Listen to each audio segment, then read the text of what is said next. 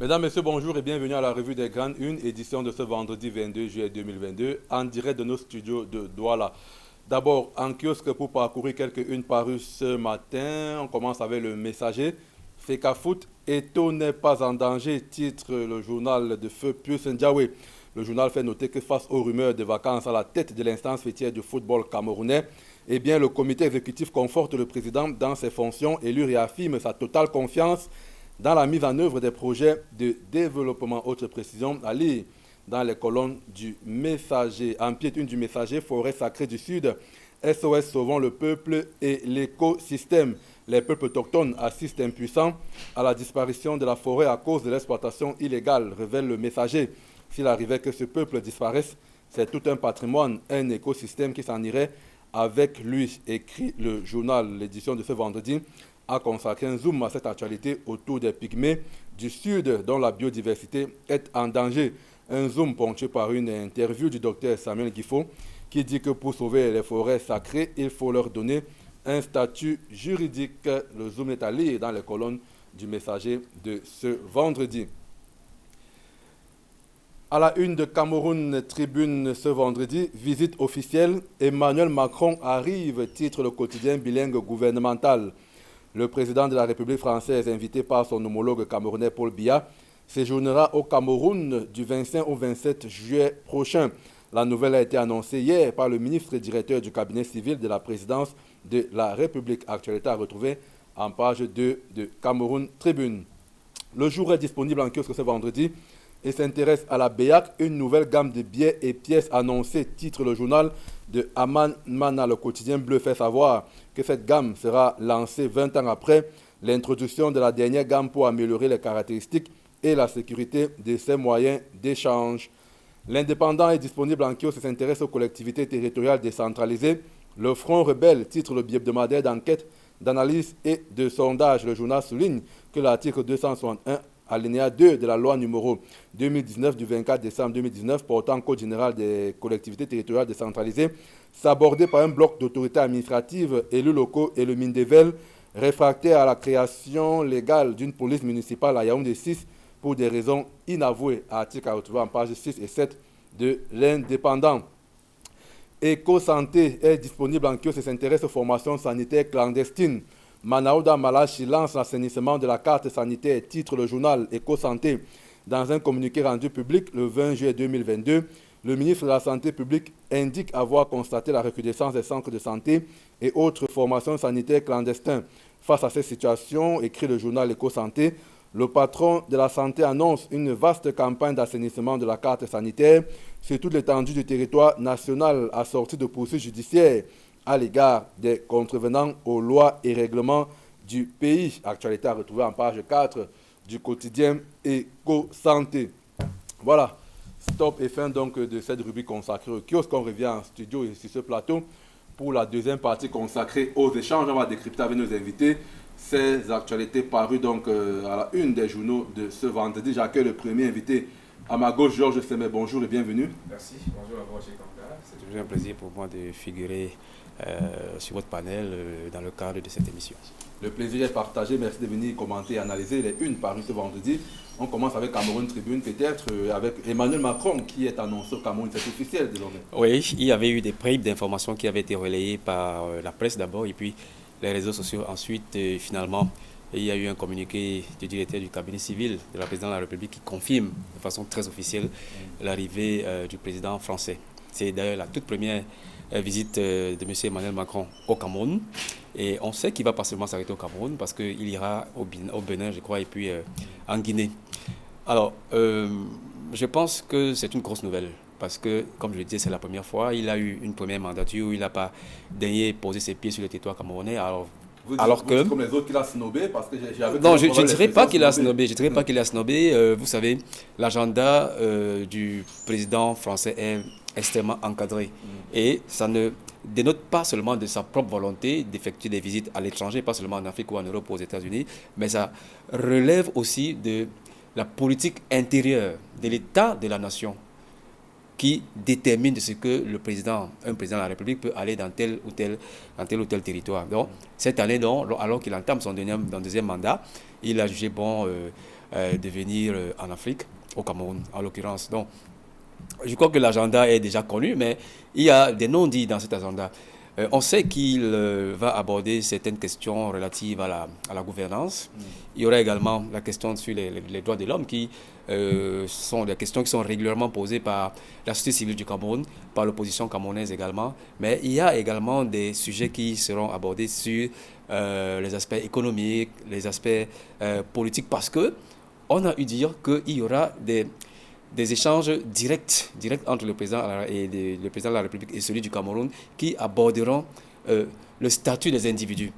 Donc, c'est de façon ramassée le sujet direct qui sera abordé entre le président de la République du Cameroun et le président de la France. Et quand on dit les statuts directs, c'est certainement la question de l'alternance et la gestion du statut des hommes politiques de l'opposition, avec tout ce qu'on a connu après l'élection de 2018. Est-ce qu'il donnait raison à ceux qui l'ont interpellé du côté de la France, notamment le membre du MRC? Je crois que la France est d'abord le premier partenaire politique du Cameroun.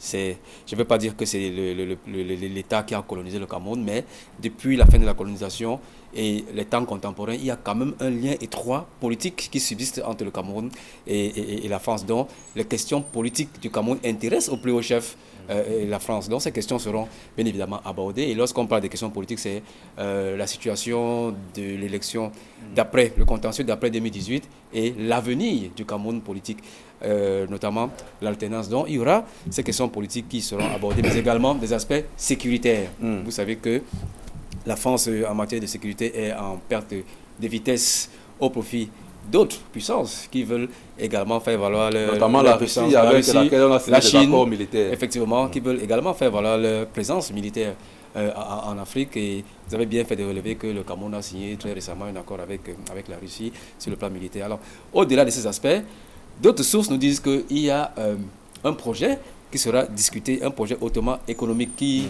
représente l'agriculture.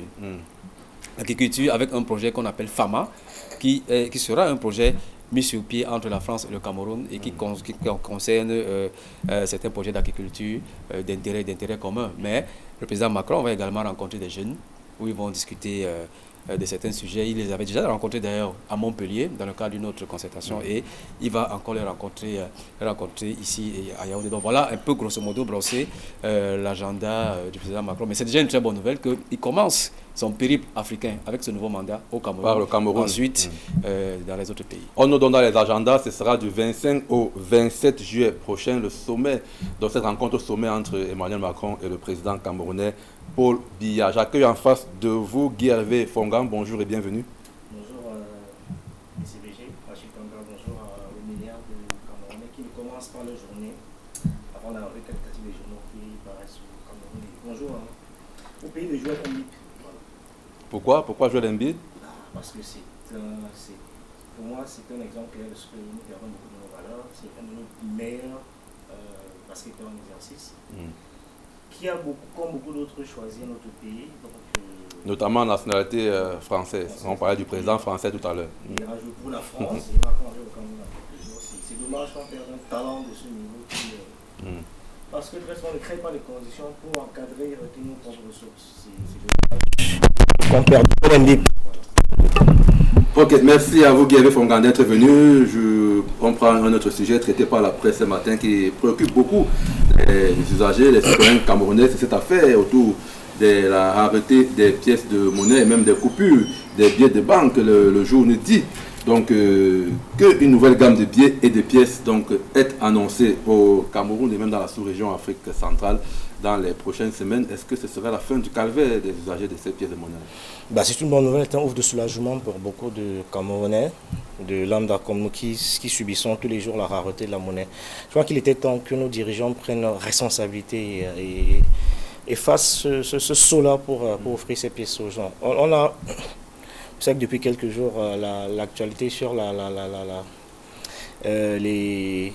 le Bitcoin est très récurrent dans la plupart de nos États. C'est même une tendance lourde dans la pratique de nos économies aujourd'hui.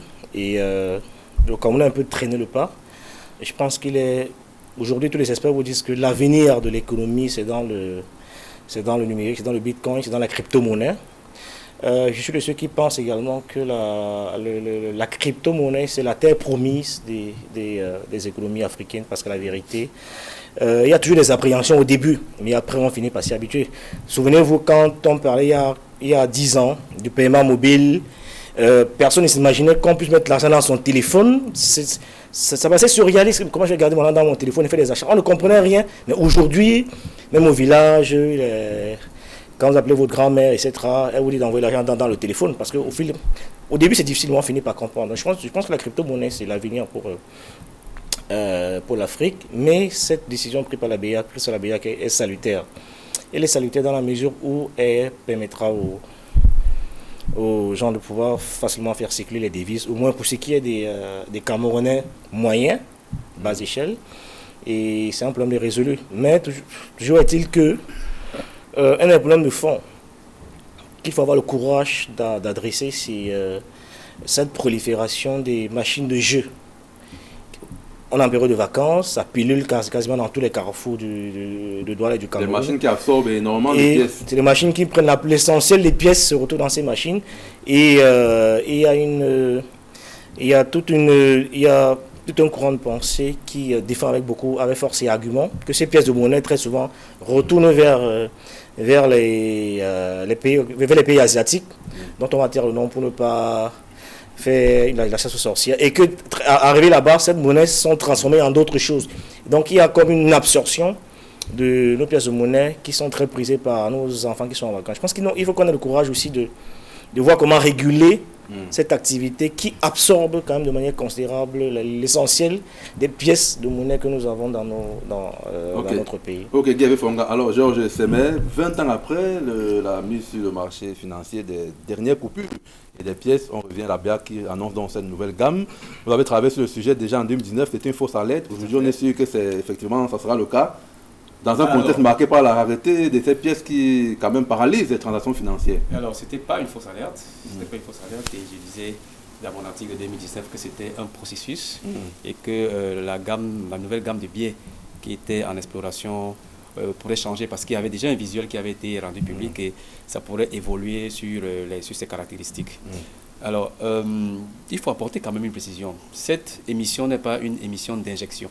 Ça ne veut pas dire combien renflouer le manque que nous observons en termes de monnaie et de pièces. C'est une nouvelle gamme qui est émise, qui n'aura absolument plus rien à voir avec celle qui est en cours légale actuellement. Mais je conviens avec Guy Fonga que nous connaissons quand même une pénurie de pièces de monnaie. Et il a évoqué la question des machines à sous. Mais également, il y a d'autres raisons. Il y a la thésaurisation. La thésaurisation qui fait que les pièces de monnaie disparaissent aujourd'hui. Il y a également le fait que ces pièces de monnaie qui sont non seulement exportées vers la Chine, vous n'avez pas voulu citer la Chine, c'est la Chine en l'occurrence, sont transformées en bijoux. Parce qu'il s'agit quand même d'une matière précieuse. C'est pour ça que certains experts estiment que les pièces de monnaie devraient être battues en une matière moins précieuse que celle actuellement. Donc il y a donc toutes ces causes-là qui font qu'il y a une sorte de pénurie des pièces de monnaie. Mais actuellement également, les coupures de 500 francs, 2000, 1000 francs sont extrêmement rares.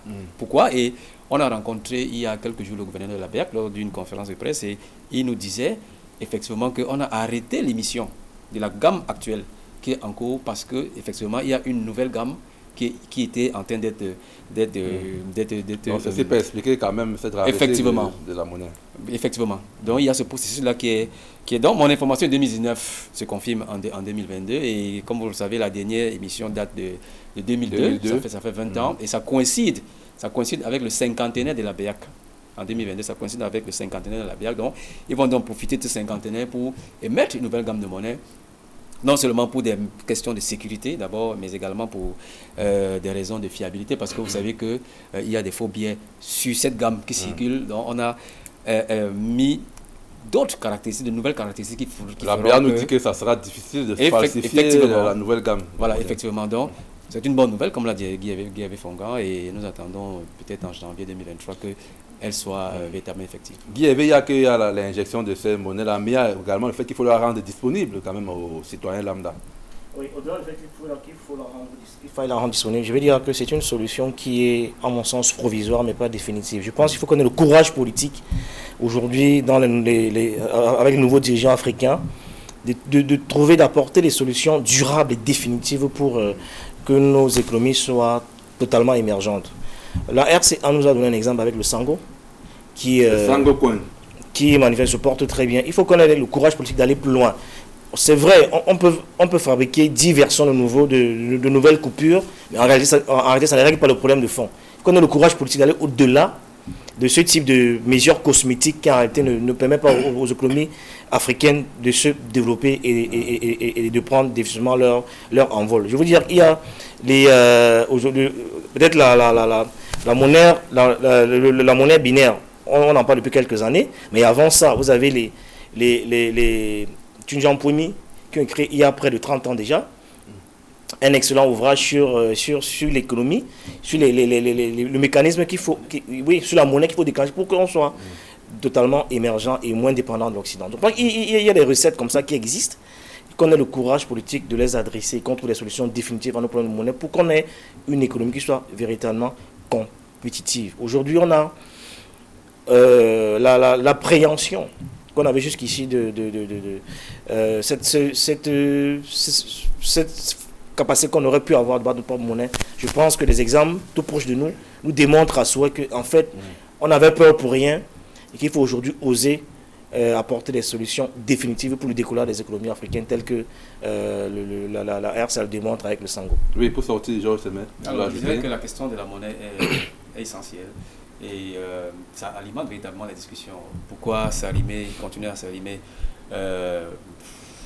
à la monnaie, au trésor public français par exemple? Pourquoi on bat notre monnaie du côté de la France? Pourquoi, etc. Donc, ce débat, je crois qu'il y avait déjà un début de solution. Parce que Christine Lagarde, à l'époque, lorsqu'elle était encore ministre de l'économie... À la tête du FMI, vous l'avez dit. Elle était encore à la tête de l'économie à la France. Elle a dit que les pays de la zone franc sont libres. Sont libres de sortir de la zone CFA, qu'on ne les retenait pas. Mais nous savons quand même que c'est un discours extrêmement politique. Nous savons ce que la BIAC a dit à RCA, quand la RCA a menacé de ne pas reprendre aux injonctions de la BIAC.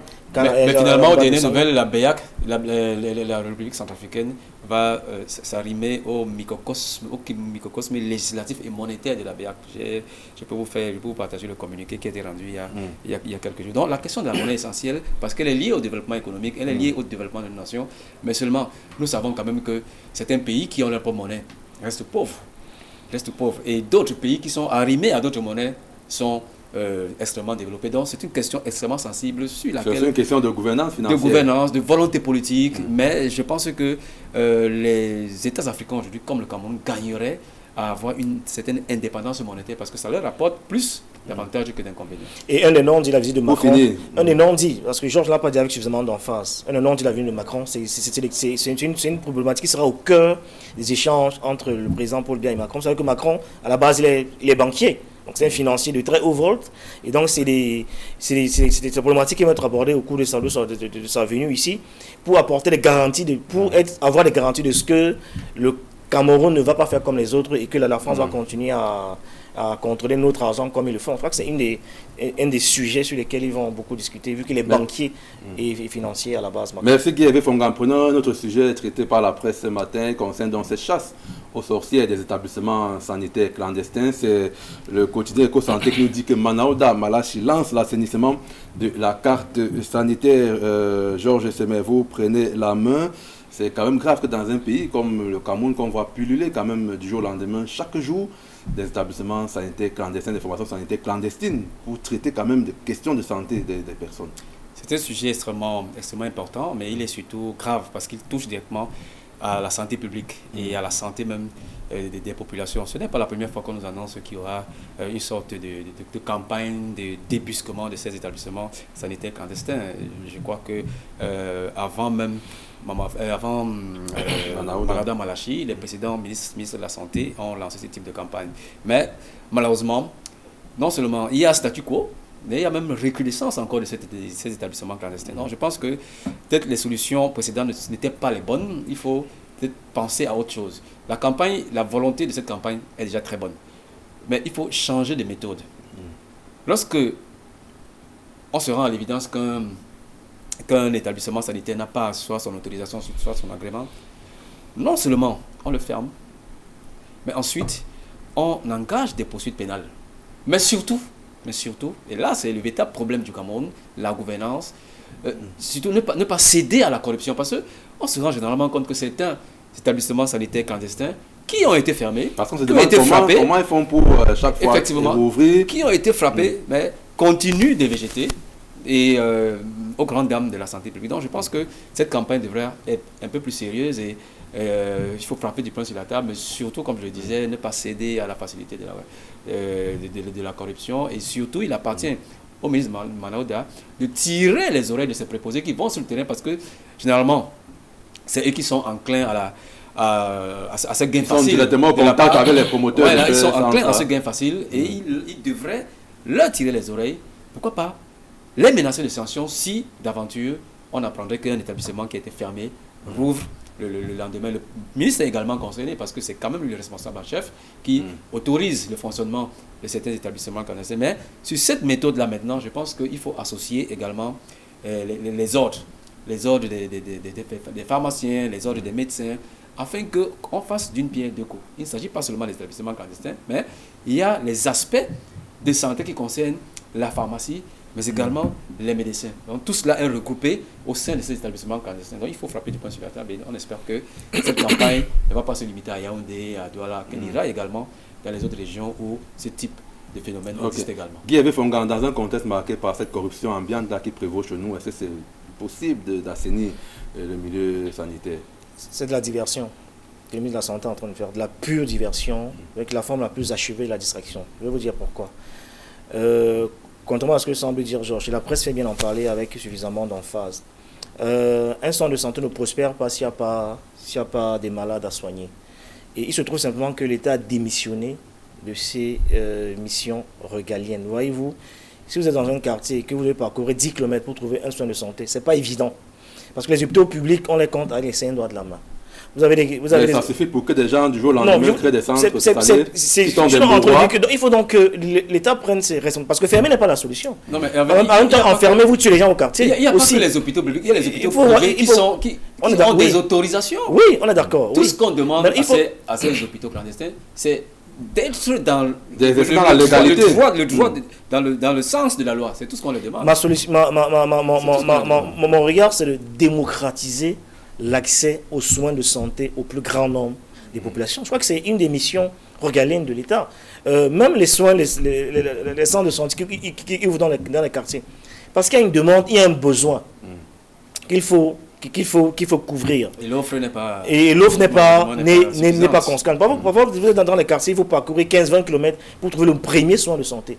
Et parfois, et c'est une des raisons pour lesquelles, pour voir le parallèle, vous voyez que dans tous les villages du Cameroun, vous allez trouver en général au moins une école catholique et un hôpital catholique. Parce que, contrairement à ce que les gens pensent, ils sont plus présents dans nos contrées, parfois même mieux que l'État.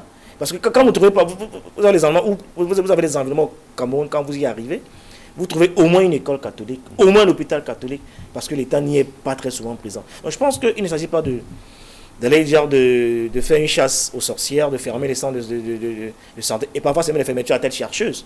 Et Georges a parlé de corruption tout à l'heure, parfois c'est les fermetures à tête chercheuse qui n'obéissent pas vraiment à une quelconque objectivité. L'urgence pour nous, les Camerounais d'en bas, pour paraphraser Maman. Non pas Maman, mon ami Aristide Mono, le Camerounais d'en bas, pour dire qu'en fait, ce que nous voulons, c'est qu'on ait un large accès aux soins de santé et à coût réduit. Et à coût réduit, c'est là qu'on parle de services publics. Et à ce niveau, c'est à ce niveau que l'État doit intervenir. On peut encadrer les centres de santé qui sont dans les quartiers, on peut les outiller, on peut les performer, parce qu'en fait, ils font du service public, quoi qu'on dise. Mais, sauf que malheureusement, vous avez, parfois dans ces centres, vous avez un seul médecin qui fait tout. C'est-à-dire qu'il est pédiatre, il est chirurgien, les machins, il fait tout. Et c'est aussi dangereux pour les populations du quartier qui vont très souvent là-bas en consultation. Donc l'État doit pouvoir les identifier tous, les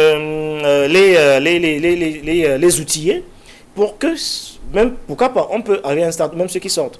Aujourd'hui, vous savez, il y a plein d'écoles privées qui forment en médecine. et même le CUS, etc., que l'État capacite ces gens-là et qu'on les envoie dans les quartiers soigner les gens.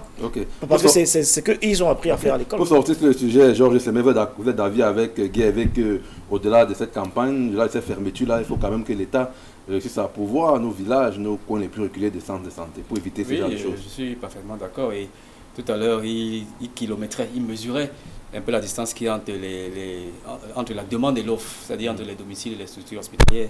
Et je crois que c'est extrêmement pertinent. Il faut mettre les moyens pour avoir les centres de santé bien équipés, d'abord en matériel, mais également en ressources humaines. Et vous avez bien fait de dire tout à l'heure que parfois on trouve un médecin qui fait tout. Qui fait tout. Et malheureusement, on tombe dans des erreurs médicales. Mais seulement, dans le phénomène qui nous intéresse aujourd'hui, je crois qu'on va simplement couper la poire en deux. Le gouvernement qui est extrêmement laxiste sur le cas de ces établissements sanitaires clandestins, parce qu'il faut frapper du poing sur la table. Ça intéresse ma santé, ça intéresse votre santé, Achille, et celle de Guy Hervé Fongan. Et il ne faut pas continuer à laisser que des gens aillent mourir du fait des erreurs médicales qui ont été perpétrées dans des établissements clandestins de surcroît. Donc c'est extrêmement grave, donc il faut que l'État sévisse, mais également que les responsables de ces formations, quand même, c'est bien beau qu'on ait suffisamment une offre abondante en structure hospitalière, mais il faut aller demander une autorisation, quitte à ce qu'on vous la refuse. Et là, vous aurez au moins l'argument de ce qu'on vous a refusé l'autorisation. Mais est-ce que vous avez effectué déjà cette démarche-là et vous végétez dans la clandestinité au risque et au péril de vos patients? Vous en avez qui transforment leur domicile en soins de santé. Effectivement, ils ont les chambres qu'ils ont réquisitionnées et ils font tout là-bas. Mais également, ces responsables qui concurrencent les hôpitaux publics et les hôpitaux privés agréés, qu'ils reviennent à la raison, et ça rime au contexte légal qui a cours au Cameroun. Merci monsieur, on a 2 ou 3 petites minutes pour parler de sport. C'est vendredi, on peut sortir par le football. Guy Hervé Fongan, Samuel Eto'o fils, encore empêtré dans ces rumeurs là où on aurait attribué une lettre au ministère qui dit que, enfin, qui aurait écrit à la FIFA pour constater la vacance du président de la FECAFOOT. Vous souriez. Et il y a le comité exécutif, nous dit le messager, qui a comporté Samuel Eto'o fils dans ses fonctions. Il n'y a pas de vacances malgré qu'il a été frappé du côté de la justice en espagnol, à 22 mois avec suicide, mais il n'est pas en danger. Vous êtes d'accord? Comment vous accueillez cette actualité autour de Samuel Eto'o? Je trouve cette polémique puérile et totalement déplacée. Parce que la vérité, je pense que Samuel, contrairement à ce qu'on pense, on ne demande pas à Samuel d'être un saint. Parce que si on était tous des saints, on serait des dieux. C'est pour ça qu'on est des hommes. Donc Samuel a beau être footballeur de très haut voltaire qu'il a été, mais il demeure un homme. Donc avec ses forces et ses faiblesses. Et je continue de croire que c'est une chance pour le Cameroun d'avoir un footballeur de ce niveau à la tête de la fédération, qui, à mon sens, devrait être encadré et accompagné par les pouvoirs publics. Il était évident que le ministre des Sports démentirait cette rumeur. C'était évident. Vous ne vous attendez pas à ce que c'est vrai, j'ai écrit à la FIFA. Mais il n'est secret pour personne que son élection n'a jamais été acceptée par un bon nombre de personnes qui sont dans le sérail et que jusqu'à aujourd'hui il est toujours combattu par ces personnes. Je pense qu'il est temps d'enterrer l'âge de guerre et de faire la paix et de regarder vers les horizons nouveaux. Je pense qu'avec son carnet d'adresse, son entre-gens, Samuel peut apporter beaucoup pour notre football. On gagnerait à le laisser travailler dans la sérénité de la compagnie. Moi j'ai souvent pour sortir que Samuel nous a dit qu'il rêve de la Coupe du Monde, la gagner. Rêvons avec lui, visons les étoiles, à défaut on tombera au moins sur la lune. Ok.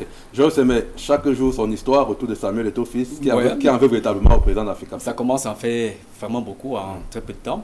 Permettez que je pique votre mot, Guy Hervé Fongan, polémique puérile. Elle est effectivement puérile parce que le monde du football camerounais est extrêmement compliqué. Il y a des enjeux économiques, il y a des enjeux politiques, il y a même des enjeux égoïstes et hypocrites.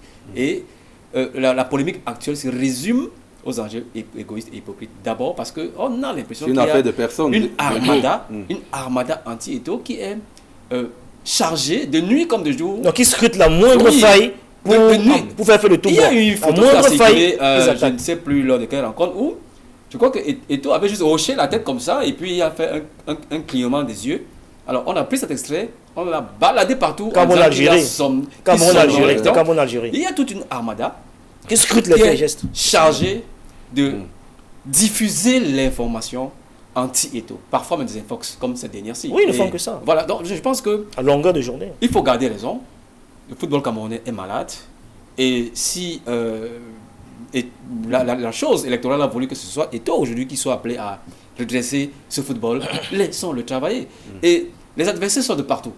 Non seulement au sein de l'administration, il a des gens qui ne sont pas contents de lui, mais également au sein même des past présidentes. Malheureusement, des past présidentes qui aujourd'hui ne voient pas d'un bon oeil qu'il ait des actes politiques. Donc, laissons tranquille ce gars travailler, comme on dit au quartier, et seulement ce sont les résultats qui vont nous dire s'il a bien travaillé ou pas. Merci monsieur, en tout cas le messager nous dit Eto'o n'est pas en danger. On va sortir donc de cette émission avec cette actualité autour de Samuel Eto'o fils, en vous disant merci à la maison d'avoir regardé et suivi. Merci à nos équipes techniques autour de Emos Fongon. On se donne rendez-vous lundi lorsqu'il sera 9h20. D'ici là, restez en compagnie des programmes d'Equinox Télévision. Tout de suite derrière, c'est 10-12, le Zénith.